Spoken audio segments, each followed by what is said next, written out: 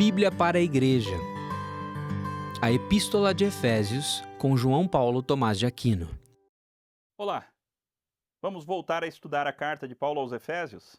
Hoje nós estudaremos o capítulo 4, 25 até o capítulo 5, versículo 2. O texto nos diz assim: Por isso, deixando a mentira, que cada um fale a verdade com o seu próximo, porque somos membros do mesmo corpo. Fiquem irados e não pequem. Não deixem que o sol se ponha sobre a ira de vocês, nem deem lugar ao diabo. Aquele que roubava, não roube mais. Pelo contrário, trabalhe, fazendo com as próprias mãos o que é bom, para que tenha o que repartir com o necessitado. Não saia da boca de vocês nenhuma palavra suja, mas unicamente a que for boa para a edificação, conforme a necessidade, e assim transmita graça aos que ouvem. E não entristeçam o Espírito Santo de Deus, no qual vocês foram selados para o dia da redenção. Que não haja no meio de vocês qualquer amargura, indignação, ira, gritaria e blasfêmia, bem como qualquer maldade. Pelo contrário, sejam bondosos e compassivos uns para com os outros, perdoando uns aos outros, como também Deus em Cristo perdoou vocês. Portanto, sejam imitadores de Deus como filhos amados, e vivam em amor, como também Cristo nos amou e se entregou por nós como oferta e sacrifício de aroma agradável a Deus. Nós estudamos no último trecho aquele processo da santificação que Paulo resume com a metáfora do trocar de roupa. Nós desvestimos a velha natureza, renovamos o entendimento e nos vestimos da nova natureza. Agora, Paulo vai aplicar essa metáfora em várias áreas da vida cristã, em várias áreas nas quais nós podemos pecar, podemos ter a tendência de pecar, e Paulo nos chama a abandonar o pecado e praticar o que é correto. É interessante, nós vamos começar pela conclusão de Paulo, que Paulo mostra no capítulo 5, versículos 1 e 2, por que nós devemos fazer tudo isso. Como? Na força de quem nós fazemos tudo isso? Paulo então diz nos versículos 1 e 2 do capítulo 5, sejam imitadores de Deus, como filhos amados. Mas veja que o processo não é só um processo de imitação, como se nas nossas próprias forças nós tivéssemos que imitar a Deus. Mas Paulo continua, e vivam em amor, como também Cristo nos amou, ainda é um exemplo, é exemplarista até aqui, e agora ele vai para o cerne da questão. E se entregou por nós, como oferta e sacrifício de aroma agradável a Deus. Sabe por que é possível que você tenha uma ética totalmente diferente? Porque Cristo se entregou como oferta por você. A obra de Cristo, a obra vicária, a obra substitutiva, a obra salvífica de Cristo por você, possibilita não somente o perdão dos seus pecados passados, presentes e futuros, mas também possibilita que você viva uma vida diferente. Unido a Cristo, você consegue praticar o bem em vez do mal. Quais são as áreas que Paulo aplica isso nesse trecho que nós lemos? A primeira área tem a ver com a mentira. Veja, Paulo diz, deixa a mentira e fale a verdade com o seu próximo. Porque nós somos ligados, nós somos interligados, nós somos membros uns dos outros. Então, se você tem uma luta contra a mentira, se você tem a tendência de falsear informações, ou faltar com informações, enganar, esconder, o chamado de Cristo é deixa a mentira e fale a verdade. Não adianta só deixar a mentira e ficar quieto. A verdadeira conversão do mentiroso é quando ele começa a falar a verdade, baseado na motivação de que ele e os demais, ele e aquelas pessoas com quem ele convive, são são membros do mesmo corpo.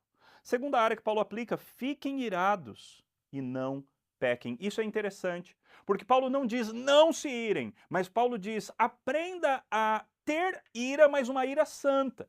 Assim como a ira de Cristo quando entrou lá no templo e virou as mesas porque o zelo, os ciúmes pela casa de Deus o consumia. Nós precisamos aprender a ter uma ira santa, uma ira que não seja uma desculpa ou uma motivação para o pecado, mas uma ira santa. Fiquem irados e não pequem.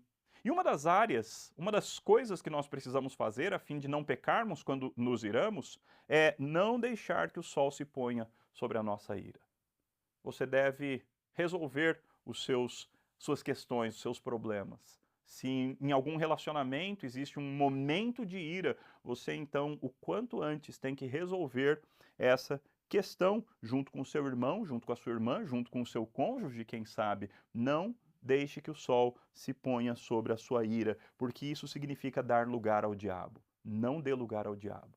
Não permita que a tua ira seja uma porta aberta para que o diabo use você de alguma forma.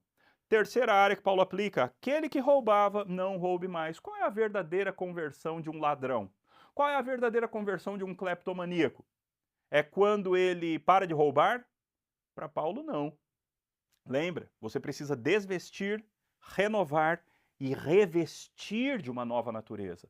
Então a verdadeira conversão de um ladrão acontece quando ele não rouba mais, começa a trabalhar, mas nem assim acabou ainda o processo. A verdadeira conversão acontece quando ele começa a trabalhar com as próprias mãos, faz o que é bom e começa a repartir o fruto do seu trabalho com o necessitado. Veja, ele tirava o que era do outro, agora ele produz riqueza e ele investe no outro. Essa é a verdadeira conversão de alguém que roubava. E veja, mesmo se você não tinha um problema nessa área, você também é chamado a investir a riqueza que você produz em outras pessoas. Quarta aplicação de Paulo: não saia da vossa boca nenhuma palavra suja, ou palavra torpe, ou como no grego, uma palavra torta.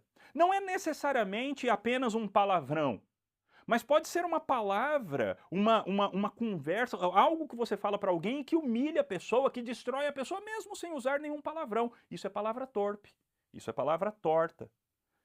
E em vez de usar esse tipo de linguajar, seja palavrões, seja palavras indecentes, seja palavras humilhantes, seja palavras de autoexaltação, em vez de palavras tortas, você deve usar unicamente palavras que forem boas para a edificação, conforme a necessidade e que transmitam graça.